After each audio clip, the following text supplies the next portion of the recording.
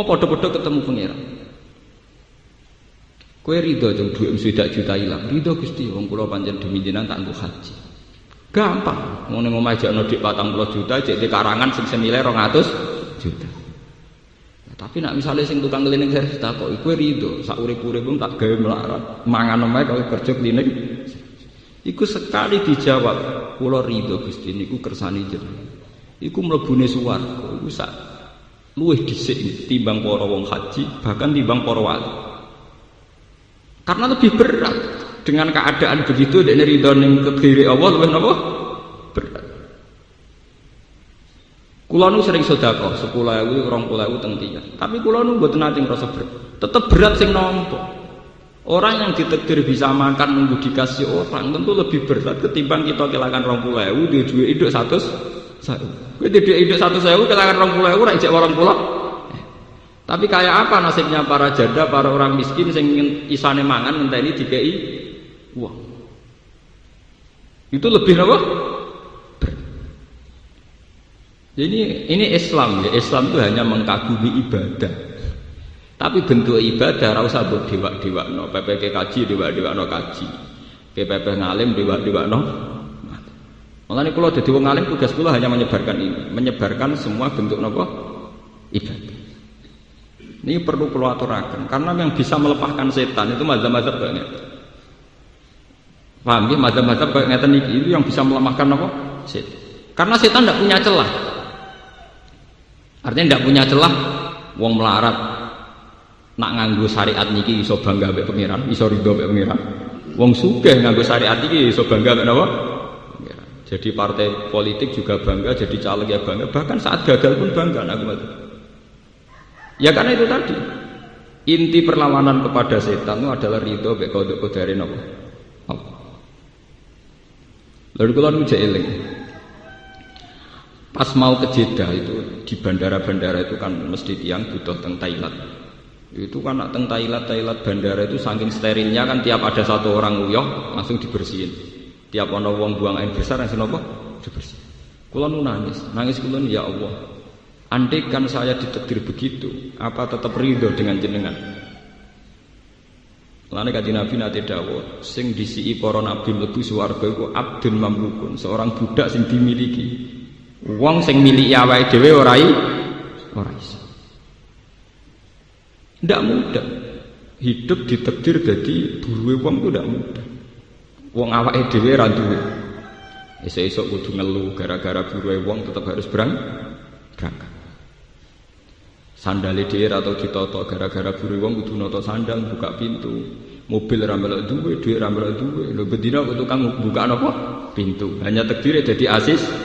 Kayak apa? Tersiksanya secara psikologis. Kayak.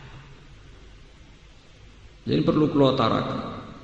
Mulane bahasa budak, bahasa abdun iki dalam kasta ilmu hakikat. Dan itu bahasa paling mujarab nggo nglawan makhluk sing jenenge setan. Mulane mengki ayat ini ditutup inna ibadi laisa laka alaihim sultan. Wong sing berhasil dadi kawulaku ngendikane Allah. Iku ra bakal setan iso nguasa. Kanjeng Nabi teng Quran semuanya diistilahkan abdun subhanalladzi asra bi abdi. Ning kene surat Iqra iki disebut ara'aital ladzi yanha abdan gitu. Semua bahasa Quran tentang Nabi Muhammad sing Sayyidul Awalin wal Akhirin itu diistilahno bahasa apa? Abduh. Kowe dadi Nabi Dawud itu gampang sugih selire akeh. Dadi Nabi Sulaiman gampang sugih selire akeh. Tapi dadi Nabi Muhammad repot. Nabi cilik ape mangan ae mburuh tiyang. Mburuh angon wedhus. Tekan kumpul Abu Thalib, wong kok melok paman lara ta lara. Melok dulur kandung wae lara pemain melok napa? Paman. Cara Jawa lara-larane wong gak melok wong tuane dhewe. Ape mangan dadi buruh. Kelare mangan dadi buruh. Sebab itu Nabi layak jadi Sayyidul Awalin napa? Wal Akhirin. Karena berat. Dulu ketika Rabi'ah Adawiyah dikenal jadi wali kaliber, sejarahnya kayak ngoten, mergo budak amat. Ceritane niku satu kejadian wonten Paceklik. sing kecelok kiai hurduk iki salat istisqa ora ono sing mati. Ya karena jadi kiai gede itu gampang.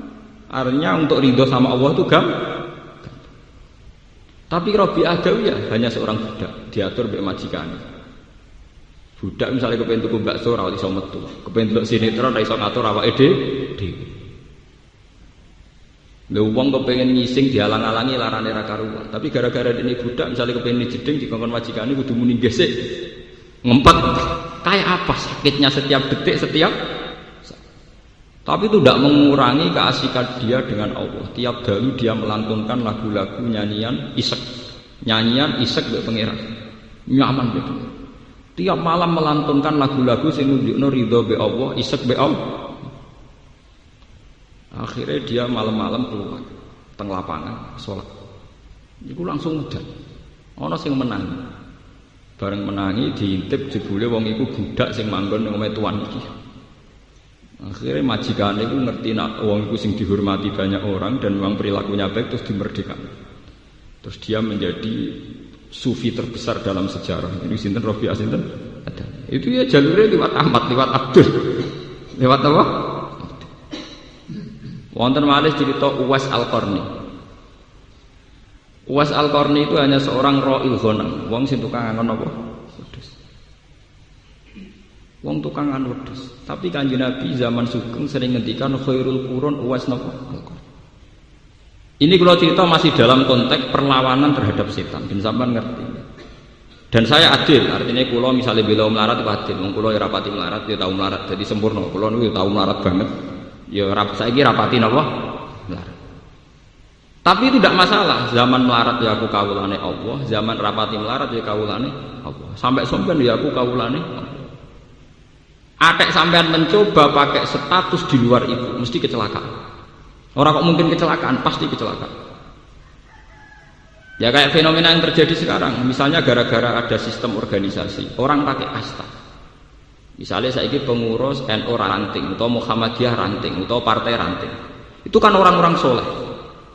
Pengurus NU ranting orang soleh, Muhammadiyah ranting juga soleh, pengurus partai ranting soleh. Tapi takrif soleh ini kadang nggak digunakan, yang dipakai gunakan dia ranting, kalah sama anak cabang kalah sama wilayah, kalah sama pusat. Ketika pengurus ranting ini misalnya milih caleg dengan pertimbangan kesalehan, aku tak milih caleg itu dah bocah soleh jujur. Tapi pengurus atasannya kan nggak mesti dengan pertimbangan kesalehan. Tapi sekali bantah-bantahan ini mesti kalah, ranting bantah cabang, paham? Itu jenenge ranting balik. Pecah. Coba kalau pakai status kesalehan. Artinya kesalehan itu sing soleh, sing ora soleh kudu anut sing soleh. Tapi kan lucu nih organisasi cabang anut nanti. Mergo kalah soleh. Mulane kebenaran saat ini susah didapat karena manusia sudah tertipu oleh bahasa kasta. Tertipu oleh bahasa apa? Kasta. Padahal kita sebagai muslim, hal-hal kayak itu harusnya sebuah struktur modern saja. Ada ranting, anak cabang, wilayah pusat itu hanya struktur apa? Modern. Tapi kita di mata Allah hanya punya status, begitu abdul. Hanya kamu. Niki rungokno nggih, kayak yang terjadi sekarang. Misalnya ono kiai dosa soleh, alim. Dia berpolemik dengan kiai sing keceluk kiai besar atau kiai pusat. Orang itu tidak mikir polemiknya itu benar mana, temanya apa, itu tidak mikir gitu. Wong kiai cilik wae kok wani kiai gede. Ini contoh-contoh betapa bahasa kasta itu bisa menyilaukan, ya. Mestinya kan tidak usah pakai bahasa kasta dalam hal itu benar mana. Secara argumentasi fikih atau ilmiah benar, ujug-ujug nganggo ukuran kiai cilik wani kiai gede. Sebab itu kalau balik ke cerita Uwais Al-Qarni ini betapa hebatnya didikane Rasulullah. Kanjeng Nabi niku mpun pirsa, mpun ngangge alamat gaib mpun pirsa nak Sayyidina Umar calon Amirul Mukminin. Niku amen dipesen ya Umar, kowe sampeyan nak ketemu Uwais Al-Qarni, jaluk donga. Jaluk napa? Donga. Umar kan penasaran.